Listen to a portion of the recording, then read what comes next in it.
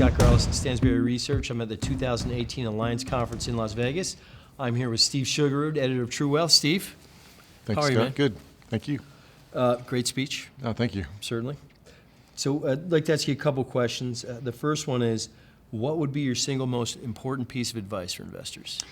Yeah, in general, I would say don't fall in love with your stocks. Like they won't fall in love with you. That's the general advice.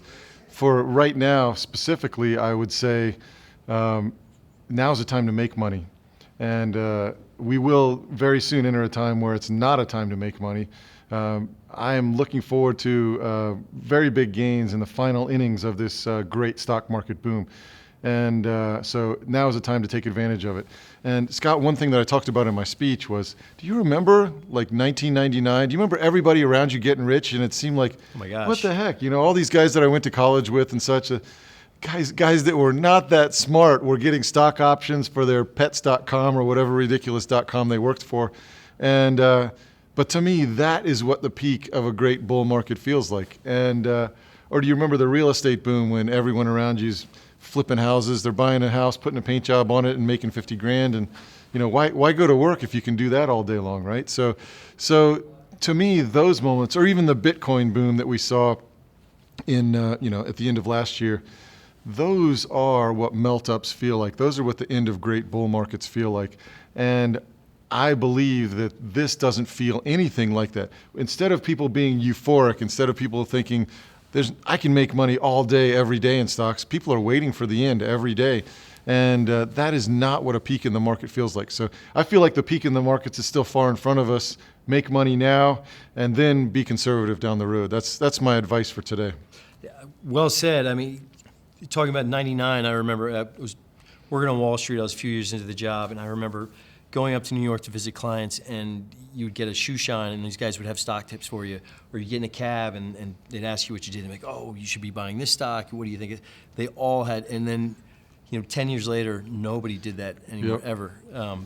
So. Yeah, no, I mean, I remember, so 99 was big, and one thing about 99, by the way, and so I've been doing this a long time. I mean, I've been writing about investing for a quarter century now.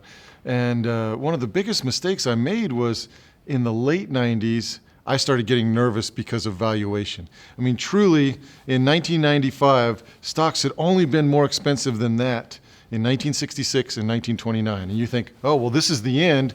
Valuation's at an extreme. It can't get any more expensive. And then 96, it goes higher. And 97, it's now the second most expensive behind, Black Monday and the October 1929. This is the only time it had been more expensive than 1997 was October of 1929. And so now you're getting really nervous, and that's only 1997.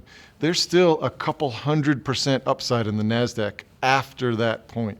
So an important point that people ought to understand is that just because valuation is high, it doesn't mean the end is here today. To me, valuation is like a symptom of a dying patient, or the valuation is a symptom, but it's not the cause of death. And so yes, stocks are expensive, but I still believe we have a lot more upside. The valuation itself won't kill this bull market. Well said. Thank you. During your presentation, you basically just hit on it. You said, don't be scared of valuations. Ron Barron, I was watching him, he did an interview on CNBC this morning, and he was talking about being overly emotional about an investment, and something you hit on earlier too, not being overly emotional. And he got too hung up on the wrong things, and he tried to convince Jeff Bezos to buy a company he invested in. And he said, what the problem with that, and I think this fits really well with what you're talking about, is that he missed out on the greatest investment opportunity of his lifetime because he didn't invest in Amazon. He thought Bezos was the most incredible guy because he was hung up on the wrong thing. Yeah. And exactly what you're saying is, what I found actually is when you actually crunch the numbers, you find that these euphorias actually start from expensive stock prices. It's quite interesting. So yeah, it's a time to make money. At the same time, like I said, don't fall in love with your stocks. And a very important thing is cut your losses. I mean, we recommend trade stops. Richard Smith. Yeah. I mean, have you ever met anyone more in your life committed to improving the lives of individual investors than Richard Smith? That guy wakes up in the morning looking to improve the lives of our customers. And so his goal is to teach you, to make you a better investor. But one of the main things he does is teach you how to cut your losses, so you don't lose it all when the melt up turns to the meltdown. And that's really going to be the secret. I want to have unlimited upside in the melt up, but I want to cut my losses on the downside. And Richard Smith is going to be the way I'll do that. And I recommend people do the same. One thing I learned from reading your stuff before I got here was you always have to have an exit plan. Yeah, it's shocking. Most folks, they only talk about how they bought. Oh, I bought this at this price, and I bought this at this price, but none of them even thought about what their exit plan is. Are you going to sell once it reaches a certain target? Are you going to cut losses here? Are you going to sell half when it reaches? No one has any plan. They just talk about, oh, I'm buying this here, I'm buying this there. Most individual investors, and I started out as a stockbroker in the early 90s, and specializing in international stocks, and you see that people actually hold on to their losers. They would take 10% profits or something, and then if something's down 20%, they would hang on to it waiting for it to come back. So if you have a portfolio where you only take 10% winners and you're sitting on 20 and 30% losers, what's the end result of all of that? It's the wrong way to be. So I want to have maximum upside and limited downside, not the other way around. Yeah, like Dennis Gartman hit on earlier too, stick with what works. Yeah, it's crazy. And the melt up, this bull market, my Bernanke asset bubble theme has just carried on for years and years. And you stick with what works. And Gartman is actually one of the places that I learned that from 20-something years ago. How much longer do you think this bull market can run? Well, I'm saying there's plenty of upside, but at the same time, I do believe that there's limited time. Mm-hmm. So the upside is significant, but the time is short, and we're not there yet on the indicators that I look at. For example, the Conference Board's leading economic indicators. When it starts to turn negative, a recession's coming. Bear markets, recessions go together. Bear markets actually lead recessions, but this indicator hasn't even turned.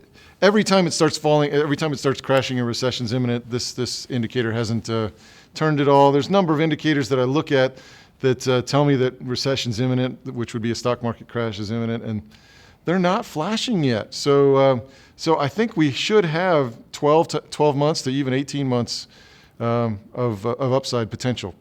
So be working out your trigger finger. That's it. Yeah, you've got to get to know trade stops, got to get to know Richard Smith's ideas. Yeah. And then why do you think so many investors have sat out this bull market rally? It's incredible. It's just, they call it the wall of worry, and it's a classic Wall Street thing where investors are just fearful. The memories of 2008 are seared into their minds.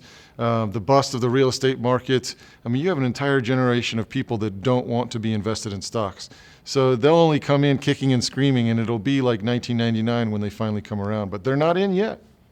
It's and that's again, my belief. Yeah. To back that up too. I look at love to look at institutional money flows, and they're high in cash. They're maximum cash levels, and it's really hard to believe where the market is, and these guys are still really high. Yeah. That just tells me that money's going to have to come to the market at some point, and when it does, it's not the duration of the bull market that matters. It's that money flow. It's that emotion, that sentiment, and those things haven't triggered yet. So it doesn't matter that this thing's gone on nearly 10 years. We're not there yet. Agreed. Thanks for your time. Thank you, Scott. Yep, appreciate it. If you're enjoying these videos, don't forget to press that like button. Comment down below, and if you're new here, don't forget to subscribe, please. And remember to click that bell to be sure you don't miss out on our newest updates. Stay tuned for more updates from our Vegas conference.